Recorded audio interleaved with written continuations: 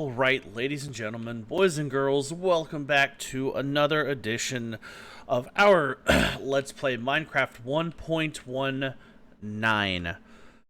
With me, the Slappy One. It is good to see everyone. So as I record this, for anybody who knows, I was planning on taking a trip to Tennessee to go see family for my birthday. As of this video, that has unfortunately been canceled. I actually woke up this morning and have been rather sick. So for my protection and for the protection of everyone that I care about and love, I've opted to not go to Tennessee. Again, for their safety. So instead, you guys are going to get a couple of extra videos a little bit quicker.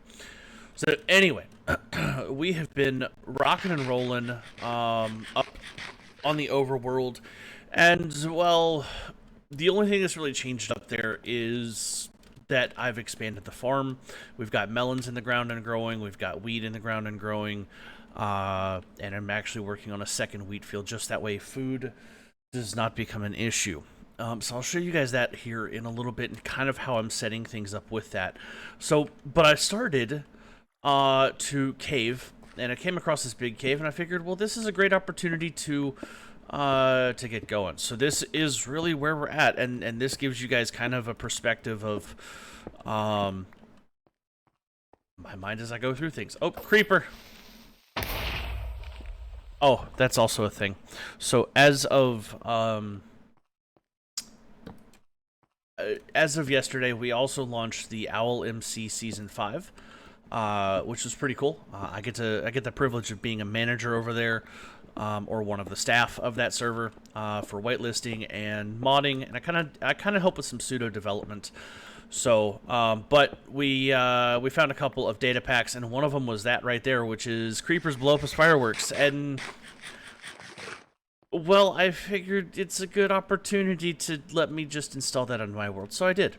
And so now, as we go through, creepers, when they blow up, they are going to blow up with fireworks. It's pretty awesome, yeah? So anyway, we're going to go through. I'm lost. I'm no longer lost. But figured we would explore one of those cracks. But I came across this lush cave right here, and it's just gorgeous. It's just gorgeous. Okay. Look here, you.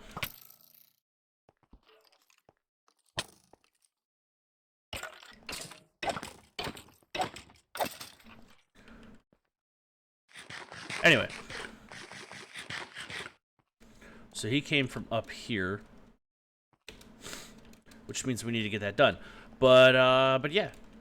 So we're just we're lighting up places. We're trying to make sure that we can't have anything too crazy come and affect us while we're romping through here. So, plus we're also getting resources. I did intend to try to take this thing down to bedrock, and I will at some point, but that involves me taking that set of stairs right there, all the way down continually, and that's just hard to do when you have a beautiful cave like this. It's just, you know, matching the angle of the walls. So instead, what we're going to do is we're going to go through, light this bad boy up, and then we might just continue from there. Because this cave is getting right into deep slate levels, which is perfect for things like iron. So we're getting right at the low part. And, you know, you can see we're really getting into the lush cave with the particles and all that, and it's gorgeous. I absolutely love running into these. I would love more if I could run into an amethyst or something like that down here, but I do know that that's going to be something I have to wait for deeper into the deep slate. But we will definitely try to do so. I do see that there's copper out here, and that's all fine and dandy. I will eventually get to it. I'm not trying to farm any copper right now. Oh, hello.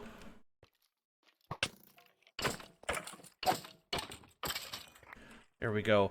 That wood being right there tells me that we're probably sitting on a mine shaft, and I'm not about to go trying to touch that because, well, I have, like, no HP. So we will come back to that. But yes, this is the signifier. We have an abandoned mine shaft here. So that'll be a little bit fun to explore. It's actually been a minute since I've romped through one of those, so it'll be pretty exciting to do so once I have better HP, better tools, better food, you know, things like that. So we'll definitely be keeping that one on the radar. But yeah, guys, so we're just rolling through. We're getting resources, getting EXP levels in any way that I can, because, well, we're now at the stage where I'm getting ready to take this down to bedrock, and we're going to be starting our first branch or strip mine. And I'm going for diamonds, and we're going to go straight for broke. So that's really the next thing outside of get the food reserves up, is to get underground, get the diamonds, and advance everything into that next tier of the game. Now, I will be getting to that point, and I think even this video will probably make our way down. But first, I've got to light this gigantic cave up, and I see several creepers that are here.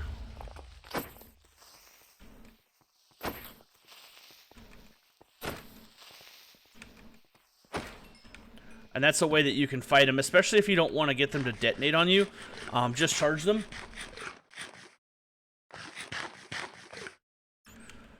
And, you know, hit them and immediately just back off.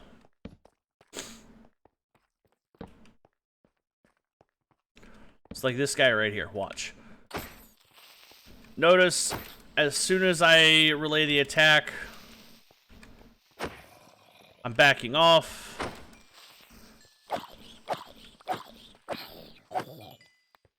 And that way I don't have to worry. Oh my gosh. Nope, I'm not dealing with another skeleton right now.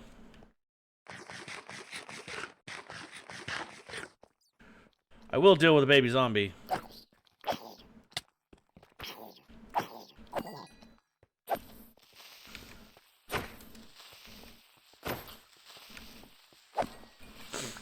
And there goes another creeper down the drain.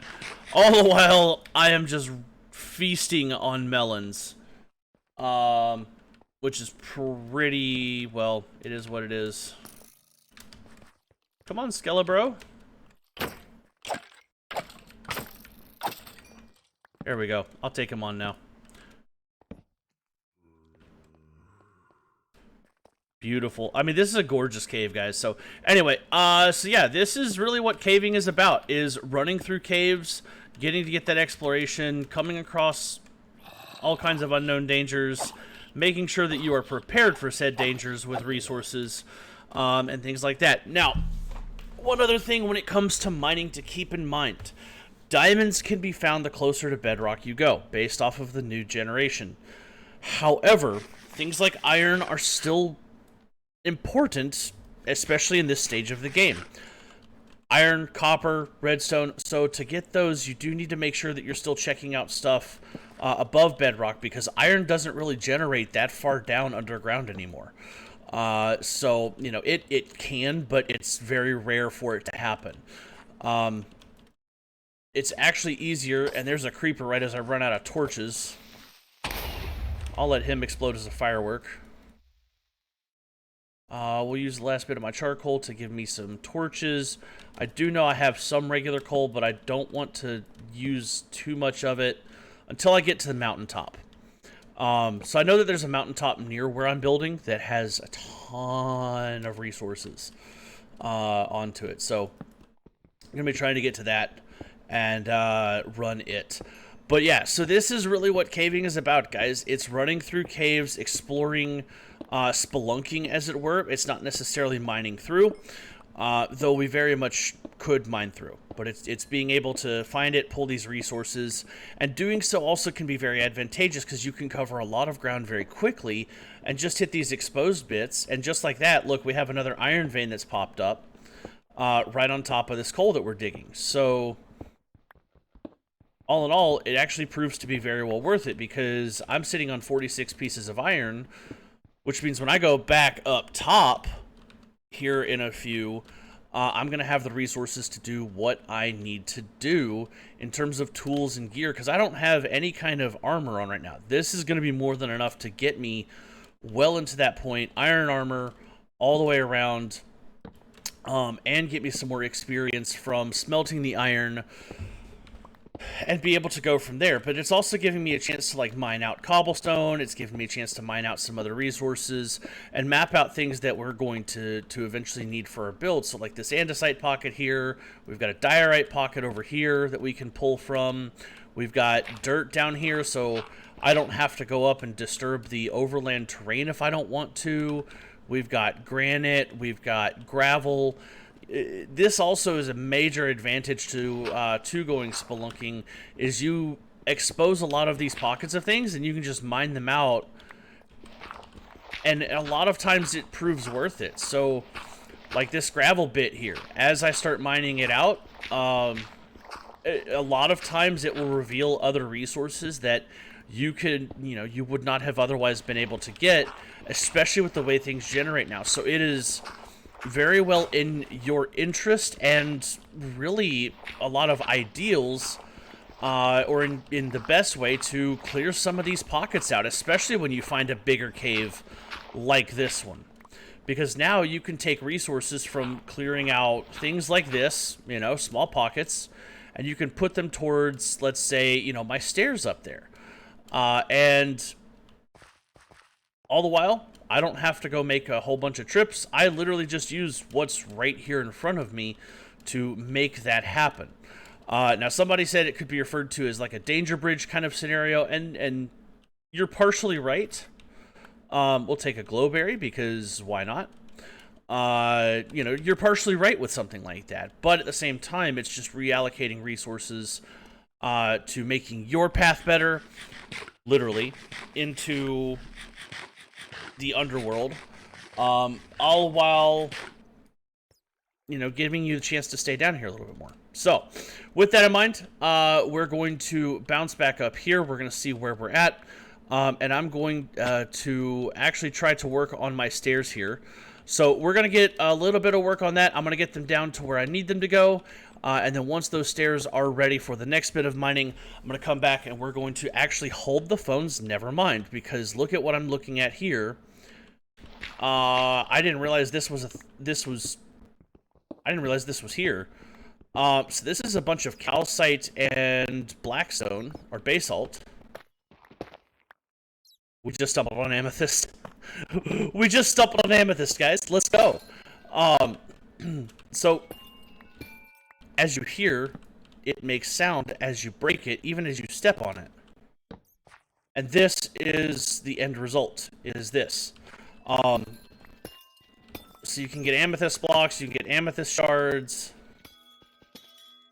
So we can be able to make like spyglass and stuff. This is actually really cool. This is only the second one I've ever found in terms of amethyst. I've been playing for a bit of time, and I know it just came out in a recent patch, but this is the only one that's ever actually, or this is the second one I've ever actually found. The rest of the time, whenever I've had this or spyglasses, I've had other players trade it to me. So this is actually really, really cool, guys. I'm not gonna lie. But it gives you blocks of amethyst shards, which is really cool. And then it's also protected by calcite and this basalt, or the smooth basalt. So that's your way to know that you're sitting on a amethyst patch, if you ever needed to know. But that's actually super cool that we had one just tucked away right here and I never noticed it. That's amazing, to say the least. Alright, so here's what I'm going to do. I do actually want to get some hanging gardens for some glowberries as a bit of a glowberry farm. So what I think I'm going to do is I think I'm going to take this actually up to the surface. We're going to unload. I'm going to check my food. And then we're going to come back down. We're going to see if we can't harvest out some of those glowberry bushes and get them up and set up a farm. So I think that's actually going to be what I do this build. Notice how quick things can change. I've gone from wanting to build my stairs to now I want to get glowberries instead.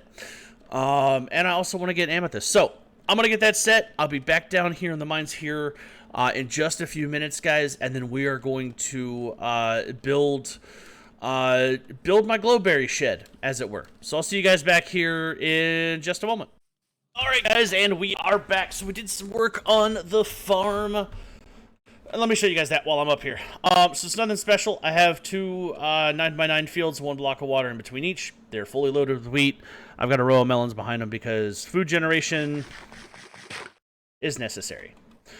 So, anyway. We found glowberries, we found amethyst, we found a lush cave. We haven't even made our way down to bedrock, which was the intent of today's video, guys. Not bad at all. So also, there's a couple of things. So with the data packs I installed, like the creeper and all that, I also installed a couple of crafting tweaks just for quality of life. So I'm going to be showing you guys those as well as we go through. It's nothing crazy, it's nothing game-breaking, but it is something to really just help me along. So, wait, what am I hearing? What am I hearing? Did I just hear... Did I hear a squid? Would that have been a glow squid? I think that would have been a glow squid. Is there glow squid stuff down here? Is there? There is a glow sack! Let's go. I'm like stuck all the way down here now, so I gotta figure out how I'm gonna get out of this.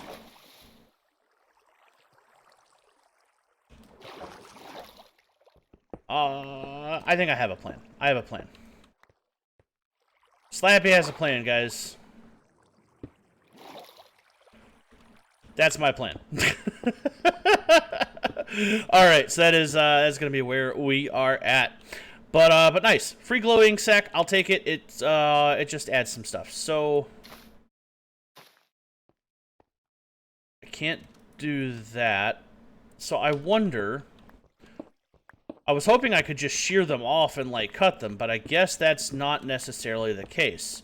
So my theory now with glowberries, because I'll be honest with you guys, I haven't done much with glowberries outside of like eat them. Of course, that one's gonna fall just straight away. Trimming them back really doesn't give me anything. Okay, so shears are useless on them, which is what I kind of feared would have been the case, but that's okay. I do know that you can like place these on stone, and they will grow. So what I think I'm gonna try to do is just get a few of these to drop and see what all we can do to get them going. Because, I mean, I would love a building that has just a few of these just floating down. And yeah, I see making like a storehouse or even just building a cave up a little bit higher that we can just walk into on like the side of our mountain or somewhere in our birch forest, and all of a sudden, boom, there's all these glowberries. I see doing that. So, to make that happen, I'm going to need some moss. I'm going to need some diorite because I kind of want to use some diorite for it. I think it would turn out pretty well. So we're going to go up here. I'm going to snag a couple glowberries. I'm also going to just get these moss blocks out of here. And that way we can use them. So my plan, guys, is I'm going to have a pseudo-replicated lush cave that will have all... Oh my goodness, hello. Hello. This was very unexpected. Okay, so we have beetroot, we have melon seeds, nothing special there. Plenty of rotten flesh, though, which that actually is good. We've got a gold horse, bread, bone, and an infinity book. Okay, so that's good. That's good for a bow. We have more bones. We have... Oh, we got pumpkin seeds. Let's go. That's actually very huge. Not exactly the best timing for it, but it's huge regardless. Which means I can add pumpkins to the farm, and we can get those ready to go as well. So, guys, the plan, we have glowberries. We're going to get the moss blocks. And I've got a little bit of inventory space left, so we're going to get some moss carpets. We're just going to get all the things from down here. And, you know, we'll figure it out kind of from there. It's about usually how I do it, is I don't know what I'm doing until I actually do it, and then I tweak around with it or mess around with it. until I get to a point that I like it, and then we go from there. So anyway, I've got a handful of glowberries, which is going to be my starting point. That's really all you ever need for a farm, though, is something to be your starter, and then a general idea, and then you just build it up from there. So we're going to take this to the top. I'm going to work on a couple designs, and we will wrap out this video on that note. So we will actually cover in the next episode the construction and the finalization of the glowberry farm, and what I want that to turn into, just that way I have another food source. I'm also going to get pumpkins set up, and we will go from there. Next episode is we're going to be taking this down to bedrock. We're going to be diamond farming, and in this next episode, we will 100% find a diamond somehow, some way, and get into that phase. But thank you guys so much for tuning in. I do appreciate y'all. As a note to everybody who viewed the first episode and the first world, again, I apologize. I made an error. It happens. That video got a lot of traction. So to everyone who watched that video, I do want to say a note of thanks. That was super encouraging that a random video that I posted just took off like that. That normally does not happen. So thank you guys for that love, for sharing it, whatever you guys did. That was really huge. But do make sure that if you are liking this video, if you're liking this series, if you want to see more, smash that subscription button, smash that like button, get this video into the algorithm more. The more you interact with things, the more it really takes off. So if you want to see that, those are simple ways. They don't cost you anything but a moment of your time to get it there. And it would mean the absolute world to me. So, last thing is we built this little composter. It's nothing crazy. It's nothing super amazing. It's a chest into a hopper, into a composter, into a hopper, into another chest, which generates bone meal, which then allows me to grow crops, and then rinse and repeat. So, pretty standard with that. Alright guys, that is going to be all. I'm going to get to work. We're going to get a little bit of this together and get some looks for things. I'll see you guys on the other side. Later!